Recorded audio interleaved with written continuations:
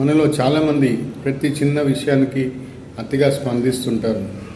అదే ఇది నాకే జరిగింది, ఇది ఇలాగే ఎందుకు జరిగింది, ఇది నాకే ఎందుకు ఈరోజు ఇలా జరిగింది, నాకే ఎందుకు ఈ విధంగా అయింది అయిన దానికి కానీ దానికి అతిగా ఆలోచిస్తూ అతిగా స్పందిస్తూ ఉంటారు.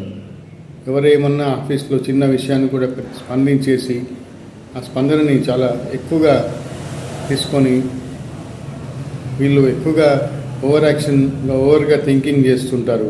దీన్ని మనం సింపుల్గా చెప్పాలంటే లైట్ తీసుకోవాలి. ప్రతి చిన్న విషయానికి నాకే జరిగింది అనుకోవద్దు, నన్నే ఎందుకు అన్నాడు ఇలా, నాకే ఈ సమస్య ఎందుకు వచ్చింది, ఇలా అందరికీ వస్తుంటాయి.